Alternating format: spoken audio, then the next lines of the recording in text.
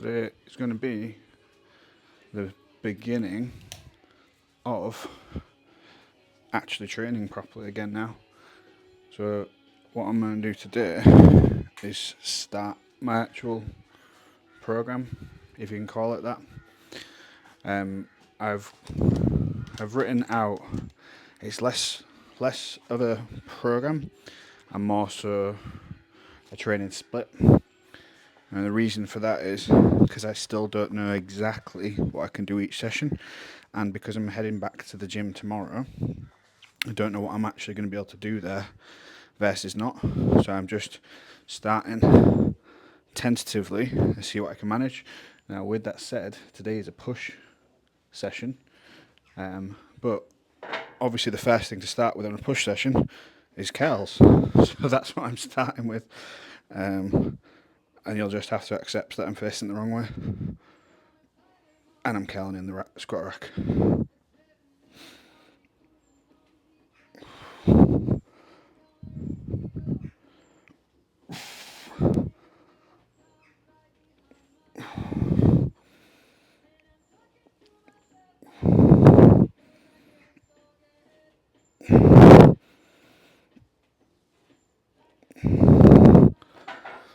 So, rationale.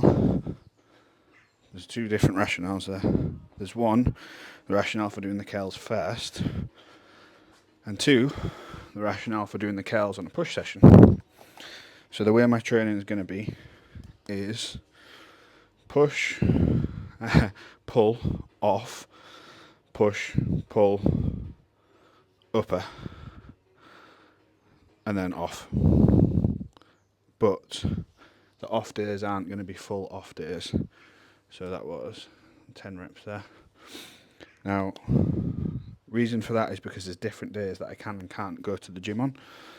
So today is Monday. Today I can't go to the gym, but I do want to train. So it's going to be a push session for the first session of the week.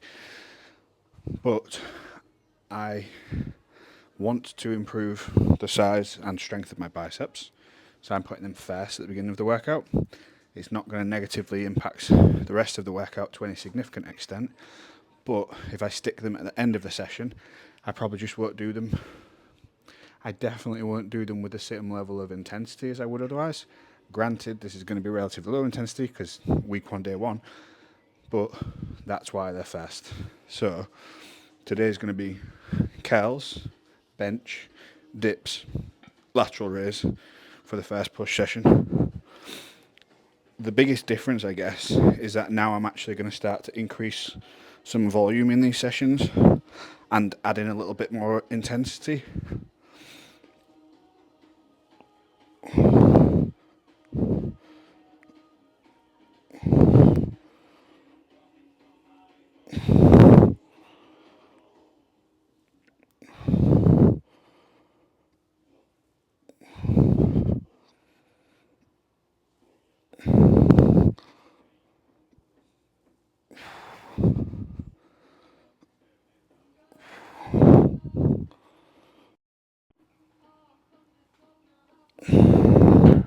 I'm also going to be doing is every day. So I've got 3 different types of rehab sessions for my legs.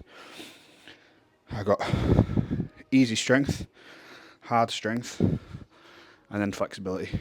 Flexibility ones I'm doing every day. Easy strength I'm doing 3 days. Hard strength I'm doing 2 days. So today will be an easy strength session. Tomorrow will be a hard strength session, because then Wednesday will be a no strength session for the lower body. So that's the rationale there. And then what I will also be doing, so we've got Monday, Tuesday, Wednesday, Thursday, Friday, Saturday, Sunday. So Tuesday, Thursday and Sunday I can go to the proper gym. I can use the ski for cardio. So I've got 3 ski sessions, but I also am going to be there for about 2 hours, so I need to fill the time. I can take my laptop, obviously, but like, I don't just want to sit there working for the whole time. But what I'm going to do on those sessions is ski and lower body heavy on the Tuesday session, because I'm going to have a day off.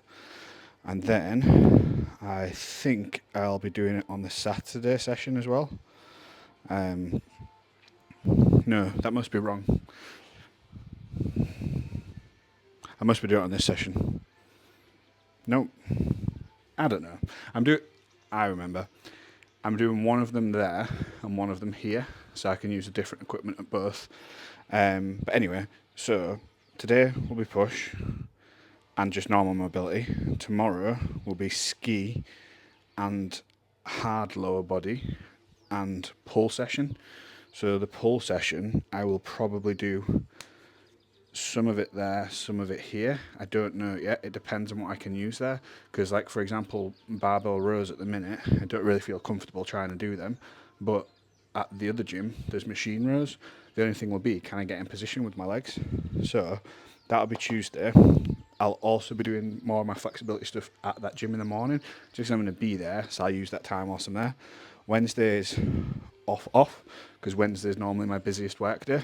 So just basically write that off.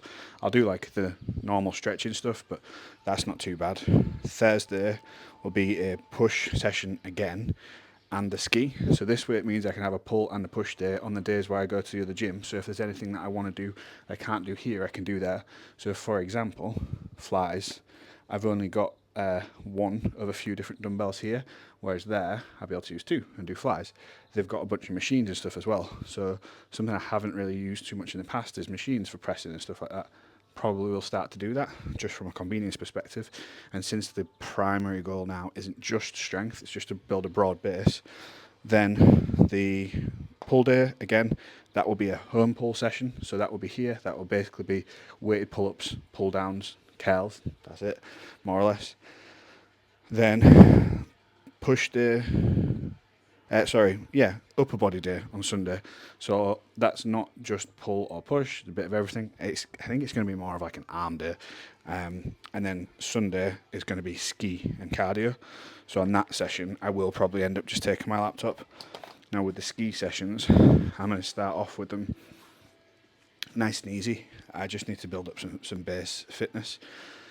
Obviously, over time, I'd like to do more cardio and stuff again. But given my legs at the minute, I just won't be able to.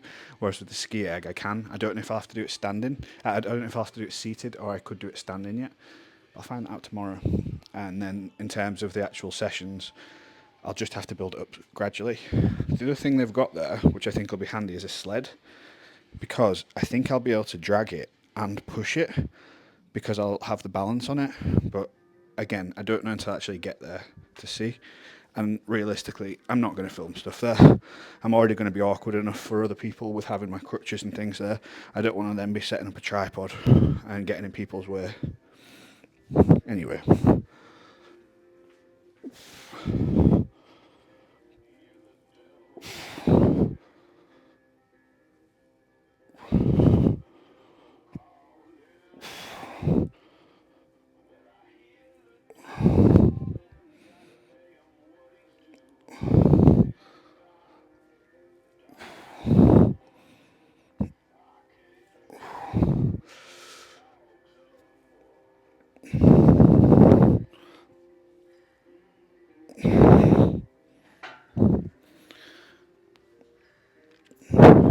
So yeah, that'll be the plan. But what I'll do is, obviously not today because I clearly can't remember it, but I'll go through this one day and go through it in detail so that I can give you a proper overview of the sessions. And then once I've gone through a week or so of it, I'll be able to be like, actually, yes, I'm going to do this exercise, whatever, so that, because then I'll know what I actually can do. So for example, I want to use a hamstring curl, but there's I think 3 different ones there, and I don't know which one I can use.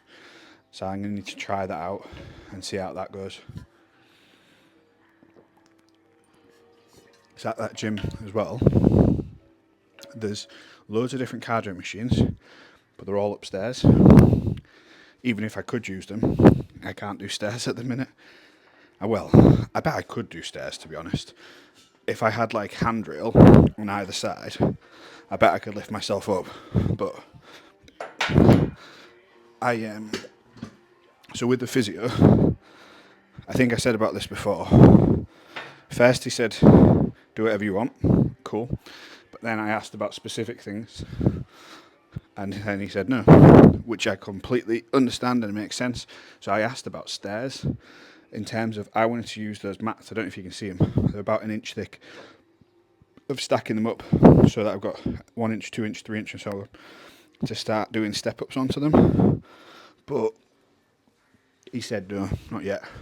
I've only got to wait a week tomorrow till I'm going back for another assessment, so it might be that after that I can then start. But to be honest, the range of motion I don't think is going to be anywhere near where it's supposed to be for that.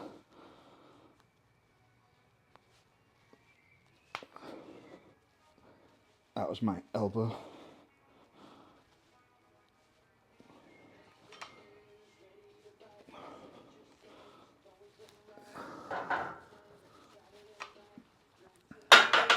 So I've actually got DOMs in my lats from whenever it was, 3 days ago or whatever, because I'm so detrained. Here's what it is. Something I'm doing as well is I'm trying to be efficient in my selections of movements and things. So, not that I wouldn't anyway, but my recovery is finite, as is anybody's. And I want to get the most out of my upper body training without taking too much away from my lower body. So I need to do enough that I get some adaptation and some progress, but it's not looking for maximum adaptation. So it's going to be a balancing act between too much and between not doing too much and doing enough. Now I think I have a pretty good idea of what that is for me, but we'll see over time. So this morning I took progress pictures and I did measurements as well. So I uploaded them on the ASC Performance app. So there was calf, thigh, hips. I always found hips a strange one. But I basically just, rather than doing hips in a traditional sense, I did my glutes instead. Waist, again, I just do that at belly button, so it's the same every time. Chest, same again, just do that at nipple height, it's the same every time. Arms, do them relaxed and unflexed. It does make quite a big difference. Neck as well, I think. So I did all the measurements and stuff. I'm torn on this one, so let me just do this.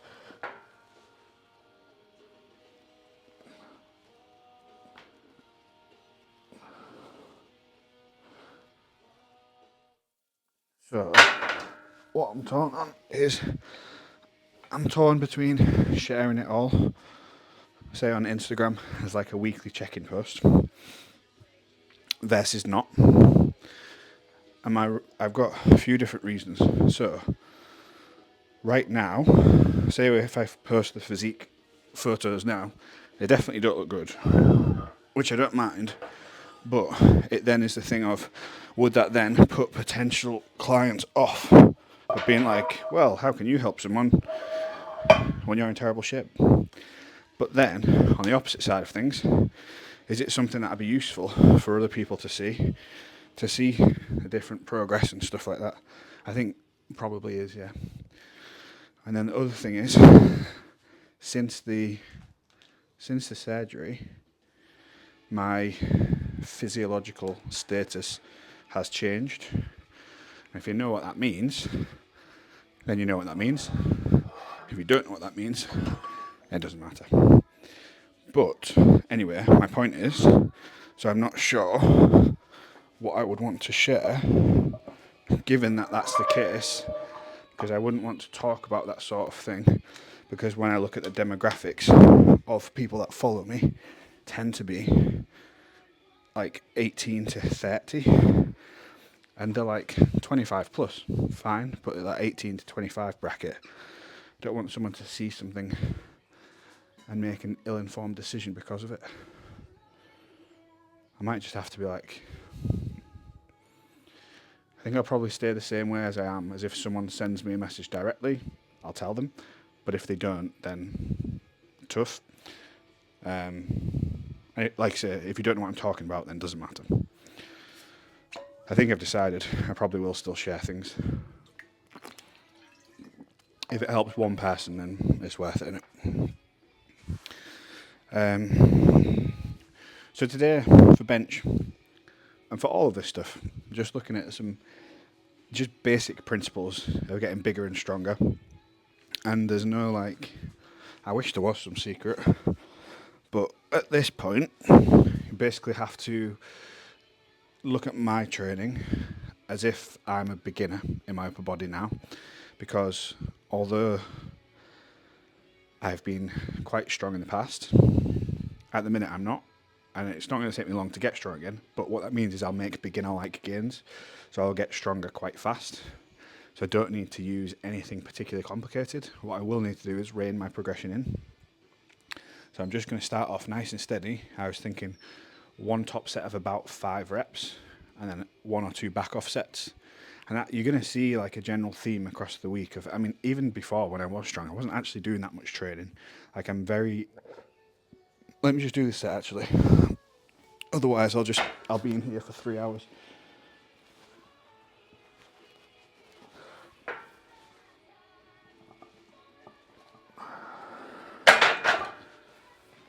So, what I was going to say is, I'm very intolerant to training.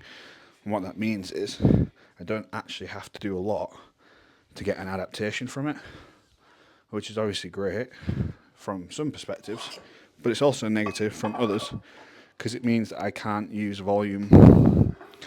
I can't just go mad and do 10 sets of 10 or something like that, because I'll end up just burning out.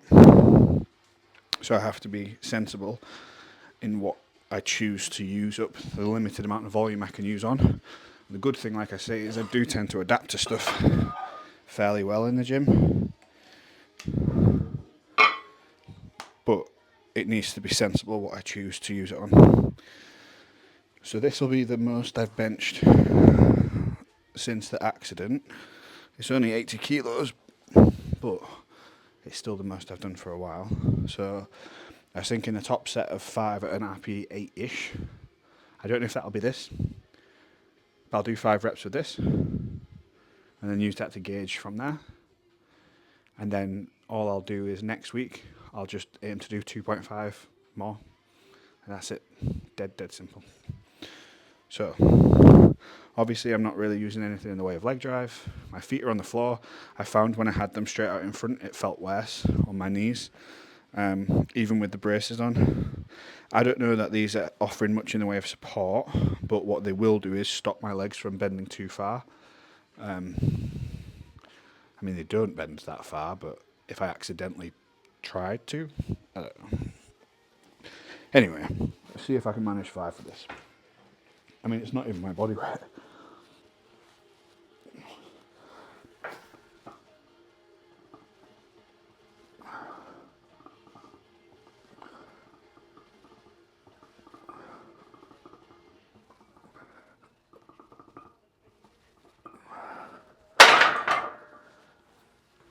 Yeah, I mean, it still doesn't really feel like anything. I think that might be a good working weight, but I don't think it's enough for a set of 5. This is where there's the ego involvement of where I'm thinking, should I stay there or should I go up? So, pros of going up, I get to lift more weight. Might be slightly better from an adaptation perspective. Cons of going up, might be too much too soon. That's literally it. Tell you what, clearly it wasn't an RP8. I'm going to say it was like a 3. I'll stick with that. I'll say 80 at an RP 3, and then I'm going to go down to 70. No, I'm not. I'm just lying to you. I'm going to go up to 90, and then see how that is instead, because that's what I want to do. So this is the thing that I'm going to have to like convince myself of with any of this stuff now, is to not just be lazy.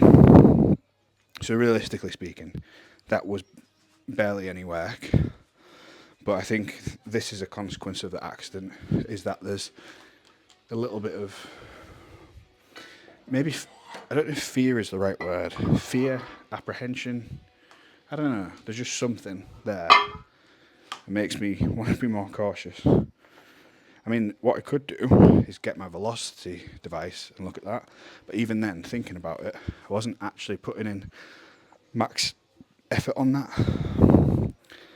Anyway, I'll do 90, see how that goes.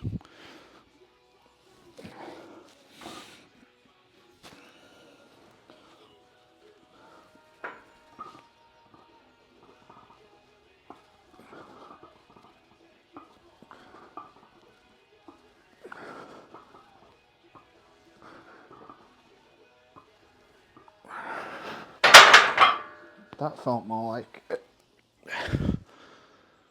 So I still think I could have done 10, 15 with it, but that time I could feel in my wrists, not pain so much, but more I can feel that they're actually doing something. So I think that's probably a good weight to stop with today. So 5 at 80, 90, done. So it's like an RPE 5, but an RPE 7 for the wrists. Because that's also something is, my wrists obviously aren't used to it. So then for back off sets, the plan was 2 by 8 with 10 kilos less. But instead, I'm just going to do 1 by 8 now, because I've done 2 of the top sets of 5.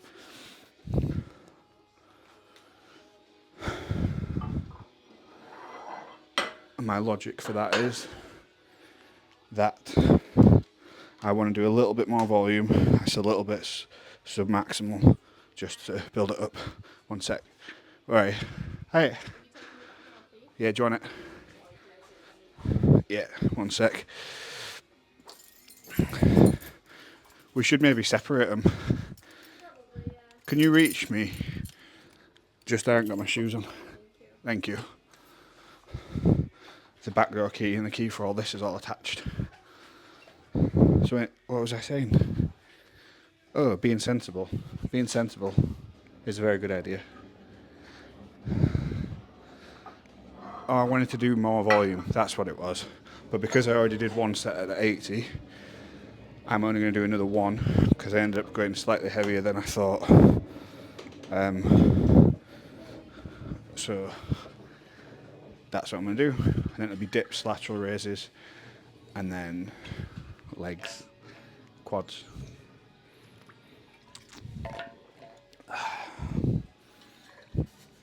Right then.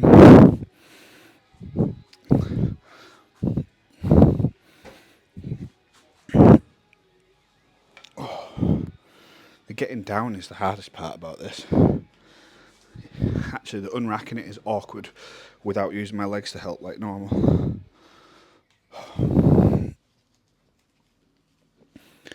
Okay, 8 reps is the plan.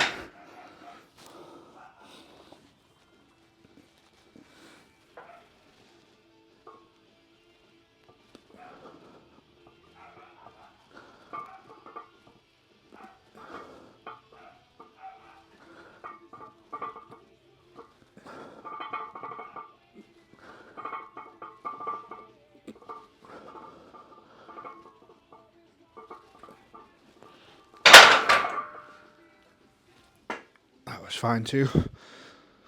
So there was no, from a pressing perspective, no difficulty. Pecs fine, shoulders fine, triceps fine. Just the wrists a little uncomfortable.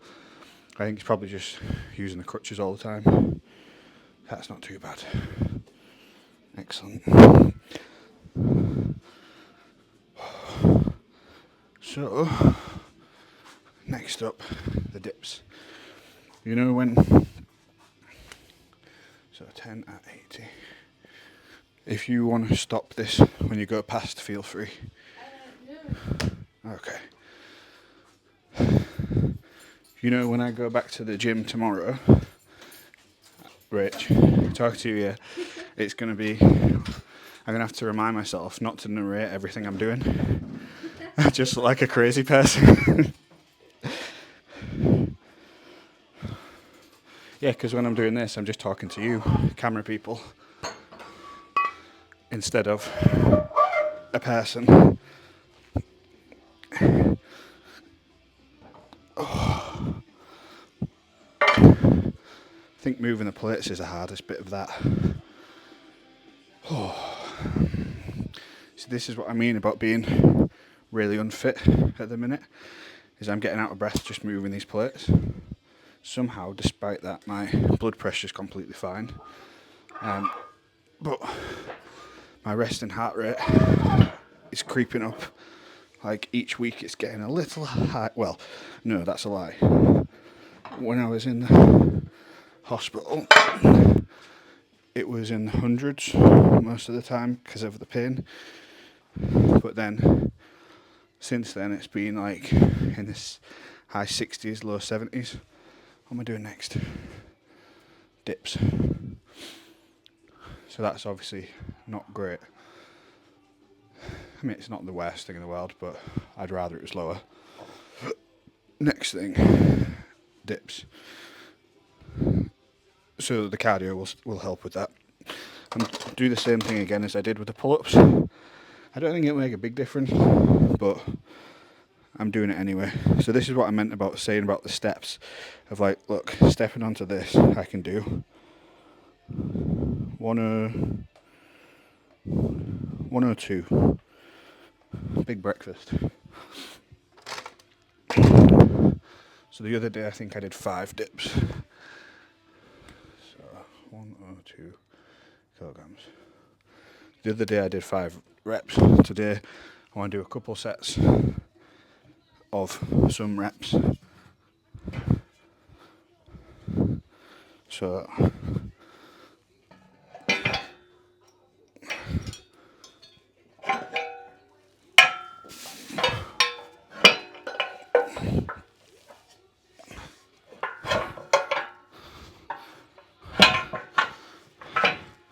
I need to get this at a height where I don't need to jump to get up. That's clearly not going to work, is it?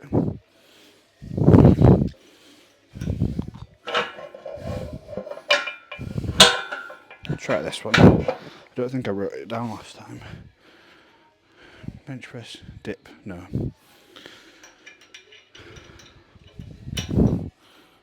So for this, I'm going to have to basically start in the stretch position.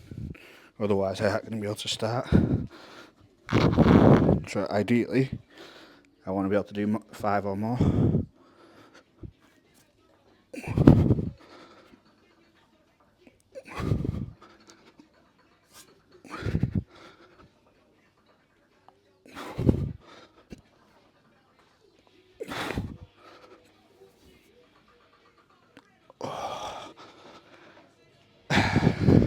It was only 5, but that's what I wanted to do. Oh, why would you jinx me? But yeah, 5 reps is not too bad. And I can get out from under it like that. So that's the right height. I'm going to write that down. See, with this, I think it's preferable to add a little bit of weight to progress this instead of just the reps. The rationale there is, so if I go from 5 to 6 reps, that's an extra 20% to add just that 1 rep. But, so I was 100, let's say I was 100, that makes it easier. If I go from 100 to 105 kilos, that's only 5%. So it's actually a smaller progression to try and do the same reps but heavier, and then to add an extra rep on. So that's the rationale there. I do need to rest a bit longer. So this is on number 10.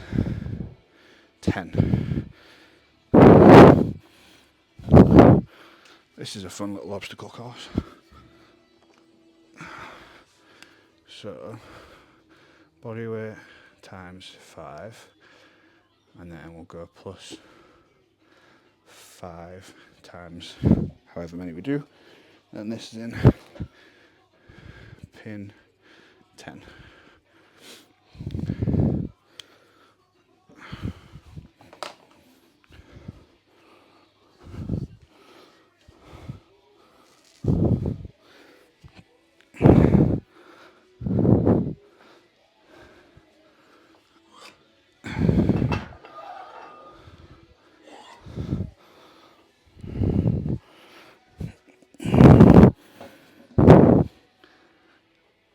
This is a full game. The better I get at these, the wider I'll be and the harder it'll be to do them. I could do them in the rack, I suppose, but I don't want to.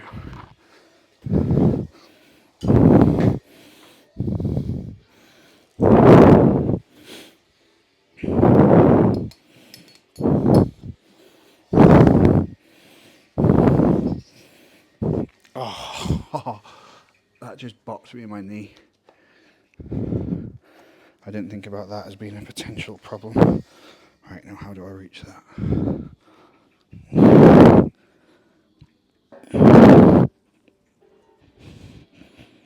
There we go. I don't think anybody has ever gotten set up for a dip in a way as smooth as this. Possibly ever. So, this will be 107 kilos. It sounds better when you say it like that, doesn't it? Than 5 kilos. And for these, I'm going roughly there. So fingertips from the edge into that position. If I go straight up there, it's too narrow, and too far back there, I'm going to hit the wall. That's the scientific reason for this grip. So minimum of 4 reps. Ideally 5.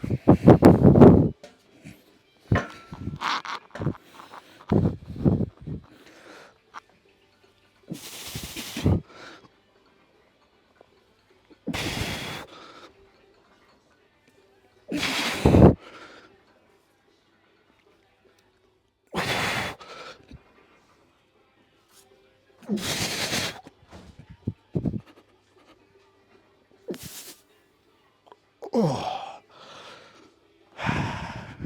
Just did 27 reps. I know, right? Yeah. I was just saying, the better I get at this, the less I'll fit. Go wider. Yeah. So that was quite good, actually. And see what I mean about... So I said this a couple of sessions ago, of generally speaking, stuff tend to adapt to new exercises quite quick. As, I mean, most people do, to be fair. This is nothing special. But last week, body weight for 5. This week, more than that, for 5 again. As a second set, after benching more, and I'm heavier today. It's progressive stimulus. See, I can take this down like that, but to put it in one arm, it's too awkward, the height of it, to do it. So, next up, put this away, and then just laterals. This is quite a good, like, baseline, I think. Oh, someone's cutting the grass. I didn't know what that noise was.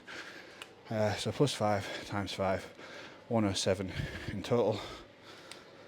It's just lateral raises.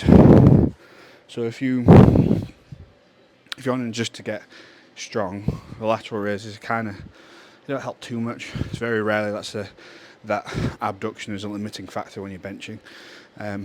But if you want to look bigger, lateral raises just make you look broader. So if you want to look bigger, then you just need to like spam them often. Could literally do them like 4 or 5 times a week.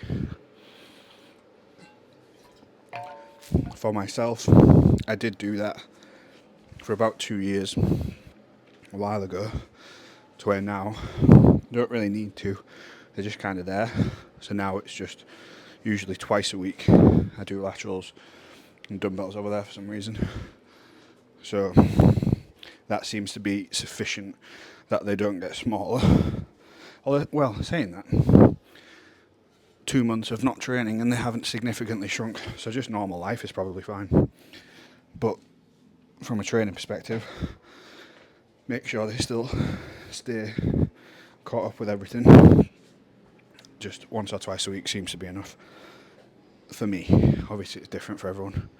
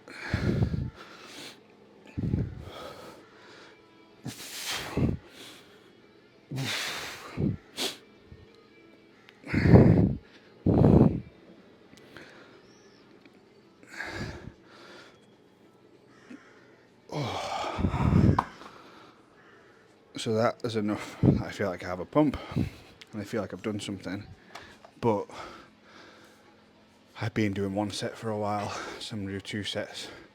That was 12, that's 6. So 1 set is done and then 1 more after that.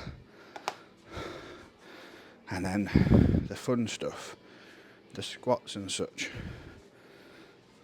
So I want to try,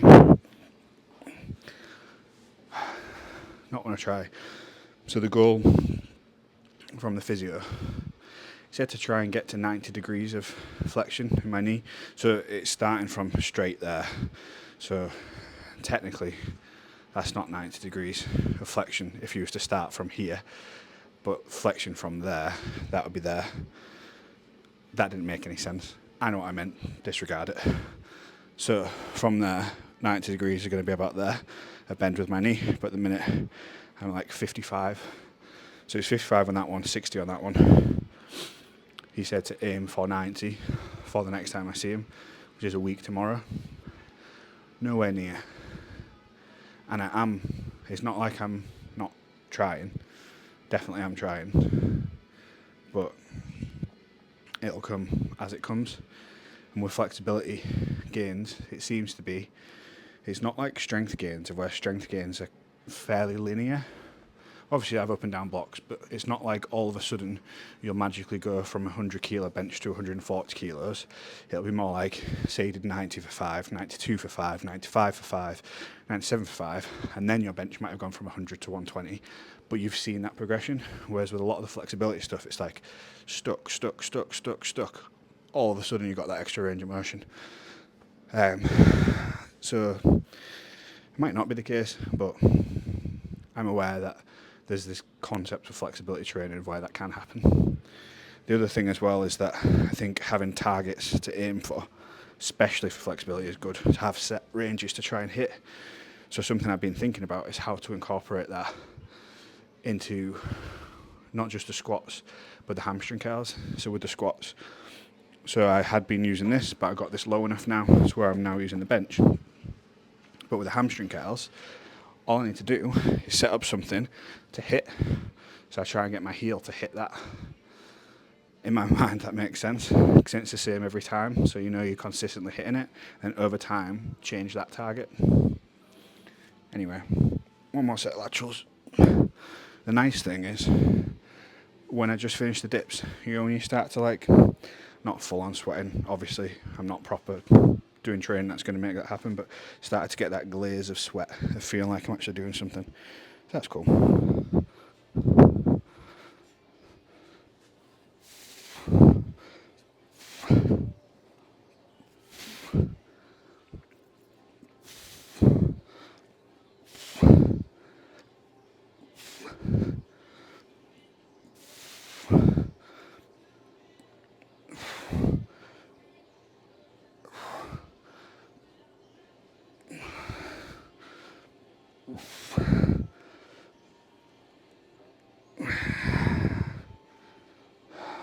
That was good.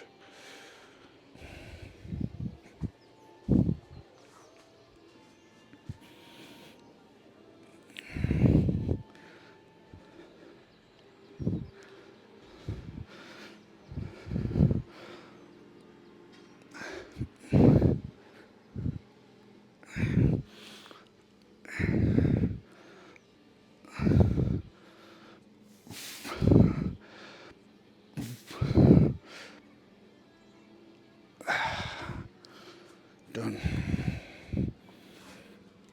So that's the fun part of training done.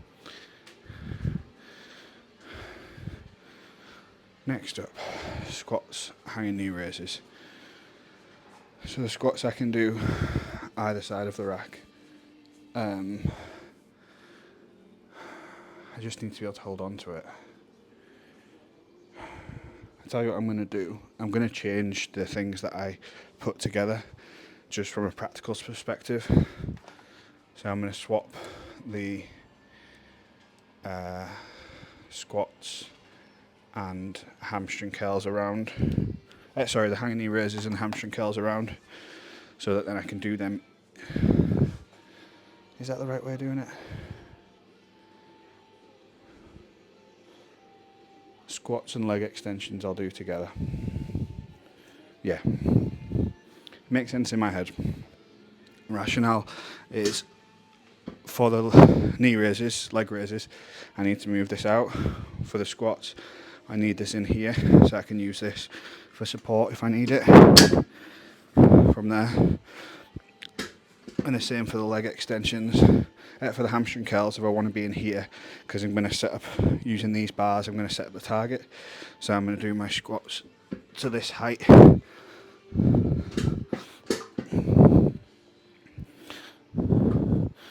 So the target is going to be to there. So if I sit back like that, it's fairly easy. But if I push my knees forwards, that's uncomfortable. So that's probably the one. This is like the least interesting part of the session probably. But it's like hanging out in that uncomfortable part there. And I'm just, like I say, using this bench as the literal benchmark for it.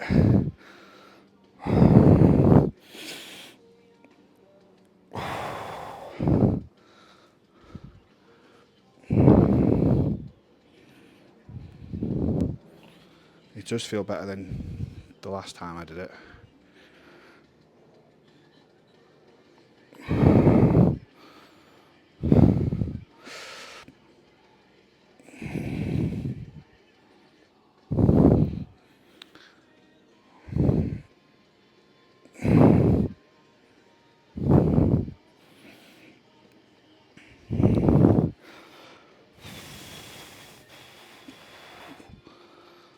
It's fairly good actually.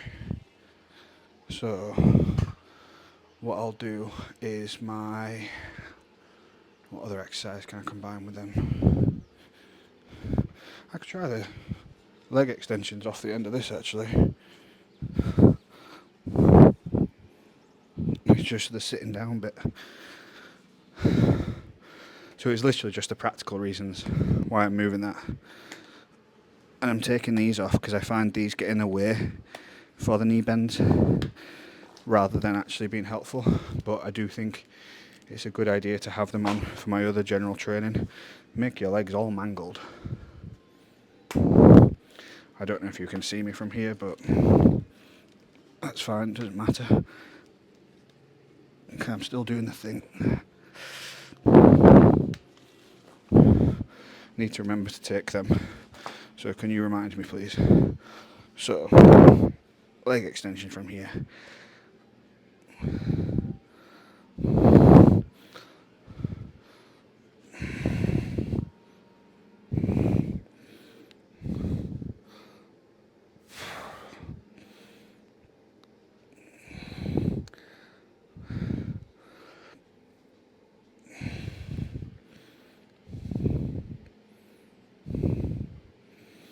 Does make a difference being warmer.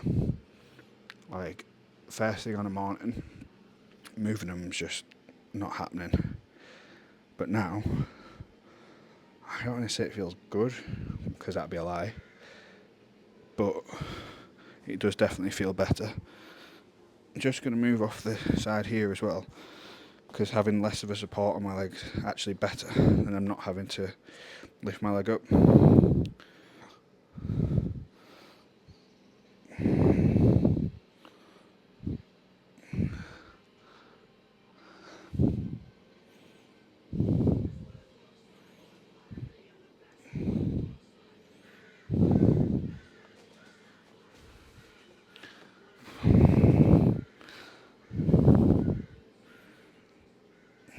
So when I'm doing these, I'm actively trying to pull my heel back when I do them. So it's not just this extension bit. This extension bit's actually not bad. By tonight, trying to do that will be really painful. But this morning, it's not too bad. The other rationale for turning over is so I could use this to help me stand up. Right, let's see how this one goes.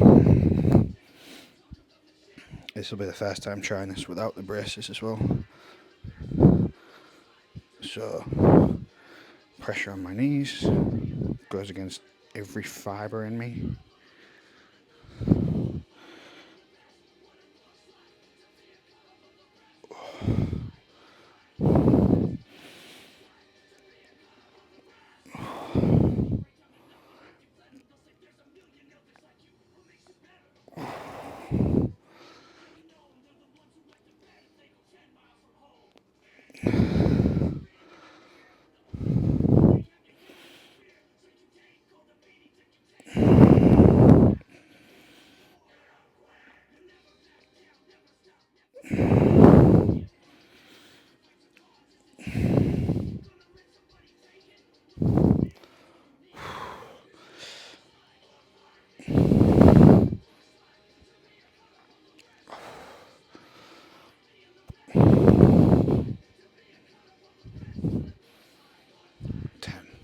I just had what I think is a brilliant idea.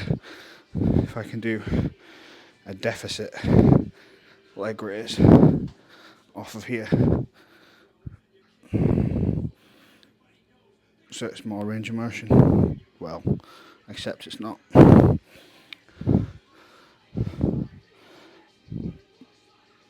I'm not going to do it now, but I could probably put ankle weights on to do this to get more range of motion at the bottom. Literally just forcing it. I don't know if you can even see this. The only difference is that I'm on an ever so slight decline.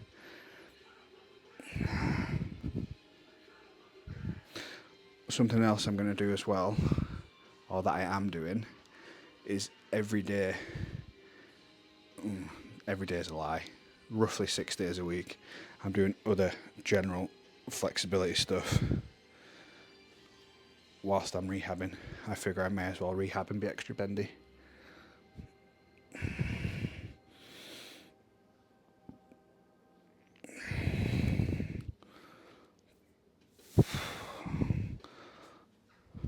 Same on the other side.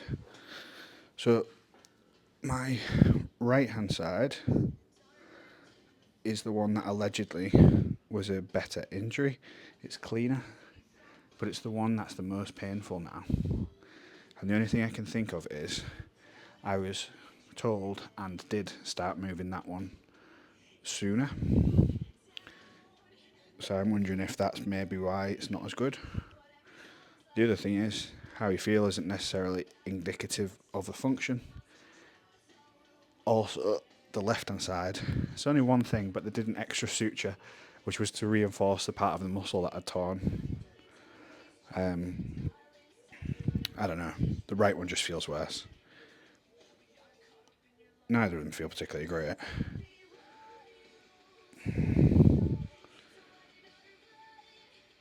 Okay.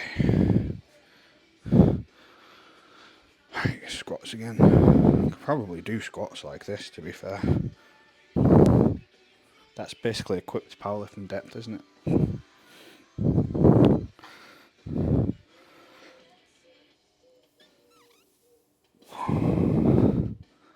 Remember to stay upright.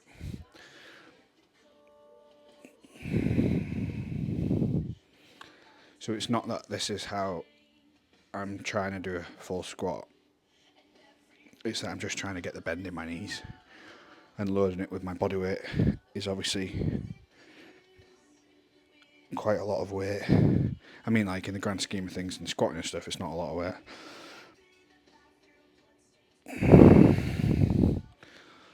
But for my knees at the minute, when I say my knees, quads, same thing.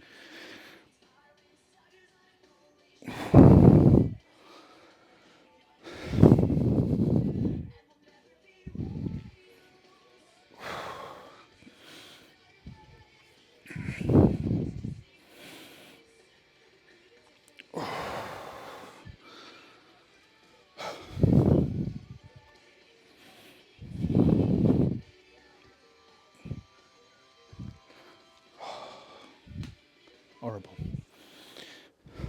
I'm going to go back to doing these down here for this one, because now the knees are starting to go from uncomfortable to painful, which I don't want.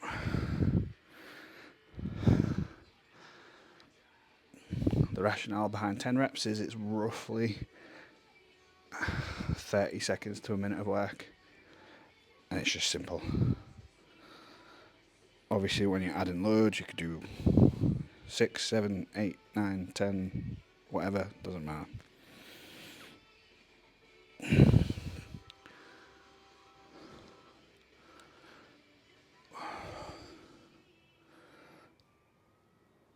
So I do this at the end, because if I do this at the beginning, then I'll really struggle to get around the garage to do the upper body session. And every time after I've done this, I'm then in more pain afterwards. It's fine. It needs to be done. But if I go into my training session with these sore, the training session is going to be worse. Whereas doing this after the training session, it's not really making any difference to this. But it means I can still train properly, for lack of a better term. I know it's only easy at the minute, but obviously that's going to change over time.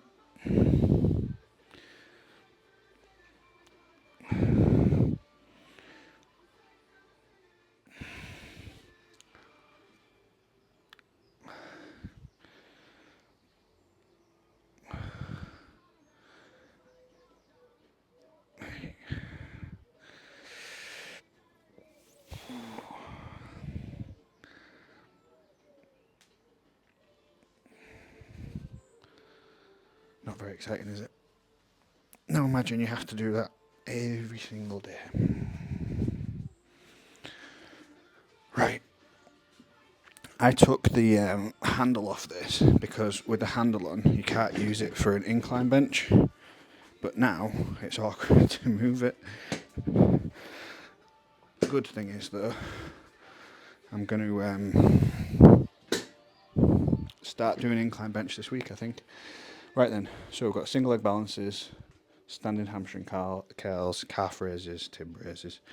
So for the hamstring, what I was thinking is, I've got a few different pads I can use. So I was thinking of using this as a target to aim for. So if I stick this on here,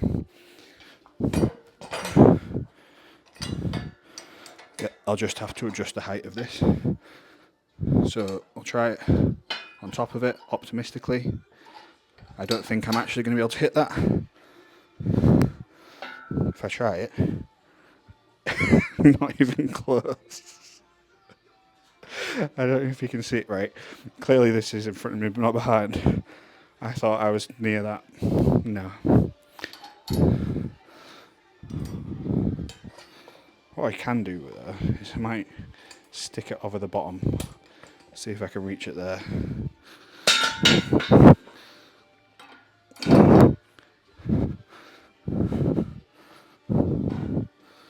I can reach that one, so that's good. That's a start. So how high can I get it?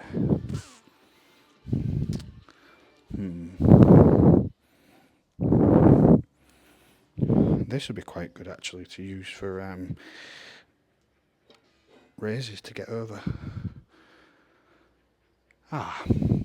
Light bulb. This one's no good, but I have a different one.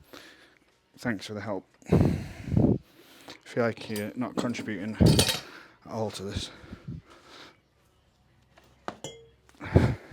One good thing is, confidence has definitely improved of moving around and stuff. So this is going to have to go outside the rack. Let's try it. This one.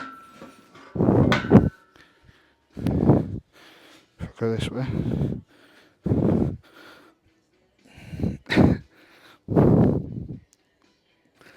Yeah, that'll do.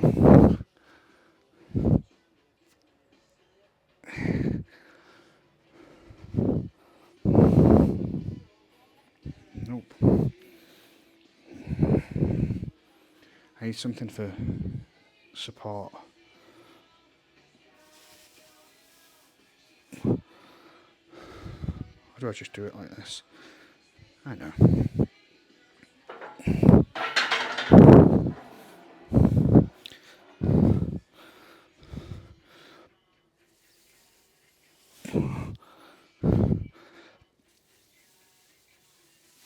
That one's too high, isn't it?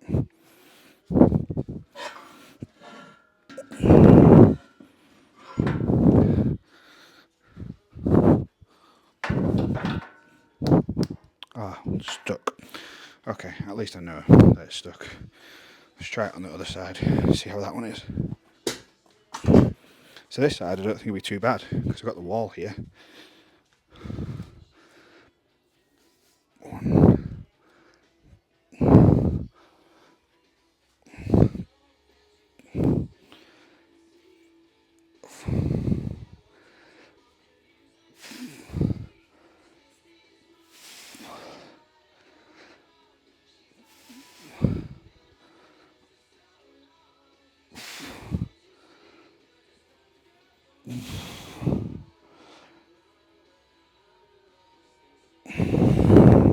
So I'm about a foot in front of it, like one of my feet, not a foot. That kind of works. So we'll go the same on the other way. So about a foot in front of it, hands behind. Keep my knees in line.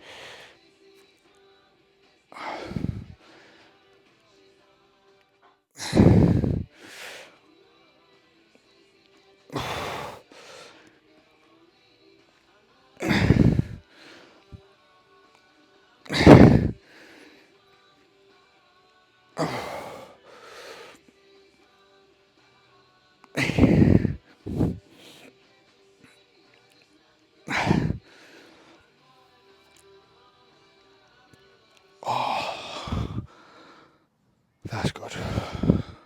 Painful, but good. I'll move this out of the way now. So, this is on pin number, the lowest it will go, 26, 27. Pin 27. So, hamstring curls, pin 27 times 10. I'm going to get the stopwatch for the timer. I'm sure I've got a stopwatch knocking about somewhere. Just no idea where it's going to be. this will have to do.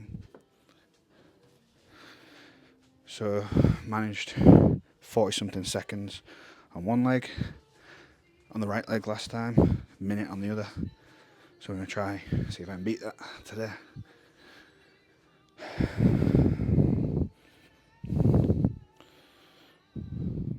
I'll set a countdown timer instead. Like I said, I'm not trying to just focus on one point. I'm just letting my eyes wander and let my legs keep me stood upright. This is already difficult. So some days it's easier, some days it's harder. Obviously, in general, the more stuff I do one day, the worse it is the next day. But it's not always a linear pattern with that. Sometimes I do nothing and the next day it's sore. Sometimes I do loads and the next day it's fine. I'm still sleeping with the braces on because I don't want my leg to fall off the bed and bend a lot. I'm getting that failure feeling in my foot. Come on, come on, come on. Yeah. Oh. Who would have thought such a simple thing is so challenging? So, in contrast to a hard day with a light day, apart from the squats, I'm just doing one round. So that was 1 minute right. I need to do left next. So the hard day isn't much different, apart from the total volume and intensity that I'm doing. Because there isn't really, for rehab for a quad, there isn't really much you can do. It's literally just bend your knee, load the quad. It's a relatively simple joint. There are obviously other things that I could start doing, but I don't want to add more things and muddy it when I'm 6 days into rehab now. I have to keep reminding myself that, because otherwise it can be frustrating how slow it seems, but there's no point in dwelling on that, is there? I've been in here, it must be about an hour now. Yeah, hour and 10-ish. So it's not like this takes a crazy amount of time. But mentally, it's like the upper body training is fun. It's a positive mental thing. The lower body training is mentally taxing. Like now, the pain is in my foot and my ankle. Oh, that's a minute on both sides. That's definitely progress. But so it feels like the normal training, the upper body, adds to my day and my mental faculties and stuff. Whereas the lower body stuff feels like it takes away. So I've done the squat, I've done the leg extension, done the hamstring curl, done the balance. So we've got calf raise, tib raises, knee raises. So they're relatively straightforward to do. So actually, I'm going to add an extra one in today, which I'll need the timer for. So the extra thing I'm going to do is just going to be a plank. So we'll start off with calf raise. See if I can do them on here. It's normally uncomfortable without shoes on. Don't know if you saw, that was basically a step I just did.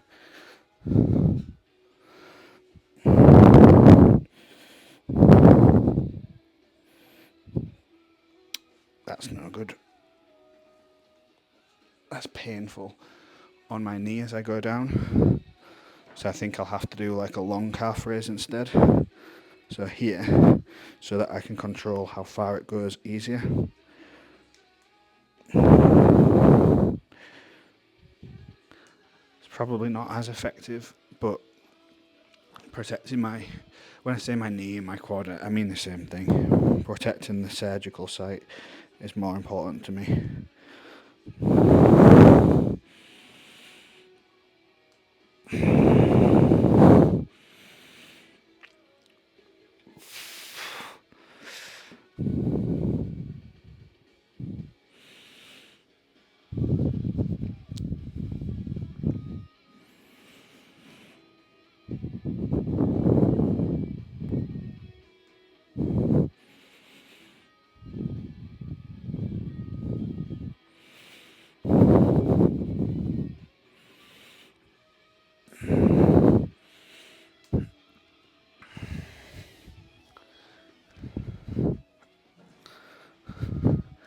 tib raises are a funny one because you get both sides of the extreme of, you get people that say that tib raises basically cure everything, and then you get people that say that tib raises do nothing. Both of them, I think, are wrong. Tib raises are just training the muscle, your tibialis, which is on the front of your shin. It's not going to magically make you into some freak athlete, but equally, saying training it is pointless is silly. It's like saying training your forearms is silly and pointless. Depends on your goals as to whether it is. I find this helps a lot of my powerlifters with their range of motion. I think that actively pulling the toes up helps with ankle dorsiflexion, and personally I find it helpful as well. Not magic though. So, hanging leg raises.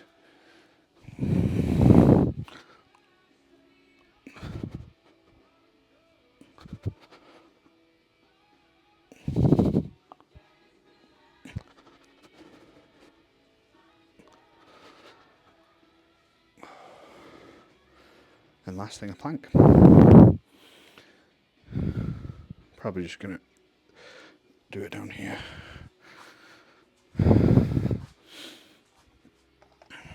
So 10, 10, 5, 10, done, plank. So a plank is one of those things as well that, like, I think when you can get to a minute, it's no longer necessarily the best use of time from developing strength.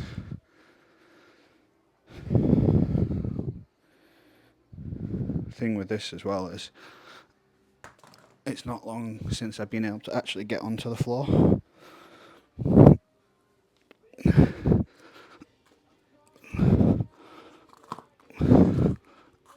I know that my hands are slightly elevated, but what can you do? I suppose I could do it the other way around. So this is immediately challenging on my quads, but not my upper body at all. Okay, that's going to be it. So I did about 20 seconds before I started moving back out of it. Also, check out that range of motion. So that's going to be the baseline for the plank. And that'll be it for today. So this afternoon or evening, probably both, I will do some flexibility stuff, and that's it. And then tomorrow I'll be training at the bodybuilding gym in the morning, and then I don't know if I'll finish anything off in here or if that'll be it. But anyway, goodbye. I'm saying that like it's going to take me 10 minutes to get over there, to turn off the camera. Excuse me. So, goodbye in 5 minutes when I get over there.